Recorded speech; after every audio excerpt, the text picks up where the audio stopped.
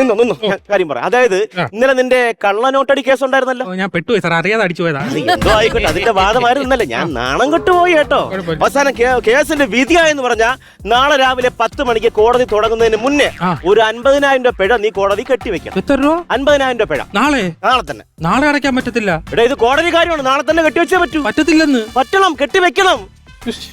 ഇനിയിപ്പോ ഇവിടുന്ന് സൈക്കിൾ എടുത്ത് വീട്ടിൽ പോയി പേപ്പർ വെട്ടി മഷി തേച്ച് നോട്ടടിച്ച് ടെറസിന്റെ വേട്ടി ഉണങ്ങൂല. 3 ദിവസം കഴിഞ്ഞാണെങ്കിൽ ഒരു 1.5 ലക്ഷം രൂപ അടയ്ക്കാന്ന് പറ. ഞാൻ അടിക്കൂല. അടിച്ചു കഴിഞ്ഞാൽ ആ കേസ് നീ എനിക്ക് തന്നെ തരും. ഞാൻ ഈ കേസ് വാദിച്ചു കഴിഞ്ഞാൽ കൊലക്കേറെ എനിക്ക് ഉറപ്പാണ്. അറിയാം. എടാ പിന്നെ നിന്റെ ഭാര്യയുടെ എന്തോ ഒരു ഡൈവോഴ്സ് കാര്യം വേണമെന്നാണ് നീ വന്നത്. ഡൈവോഴ്സ് അന്ന് മേടിച്ചു തന്നല്ലോ. അന്ന് മേടിച്ചു തന്ന കേസിന്റെ കാര്യം നീ പറയണ്ട. അന്ന് ഞാൻ മേടിച്ചു തന്നപ്പോ നീ കോടതി വിളപ്പിക്കണം എന്താണ് കാണിച്ചത്? അത് ഡൈവോഴ്സ് കിട്ടിന്റെ സന്തോഷത്തിൽ ഞാൻ കോടതി വിളപ്പിട്ട് പടക്കം പൊട്ടിച്ച്. നീ എന്തൊക്കെ ജഡ്ജി എടുത്ത് പറയണമെന്ന് എനിക്ക് അറിയില്ല. കുത്തിയില്ല എന്ന് പറഞ്ഞ് എങ്ങനെയെങ്കിലും അതിന് നൂരാം. പക്ഷേ നീ ആ പടക്കം പൊട്ടിച്ച സമയത്ത് പടക്കത്തിൽ നിന്ന് പോയ ഒരു എലിവാണം ചേംബറിലിരുന്ന ജഡ്ജിയുടെ പെടലിക്കാണ് നിന്നിരുന്നത്. ജഡ്ജിയെ കൊല്ലാൻ ശ്രമിച്ച കേസ് പുറകെ വരുന്നു.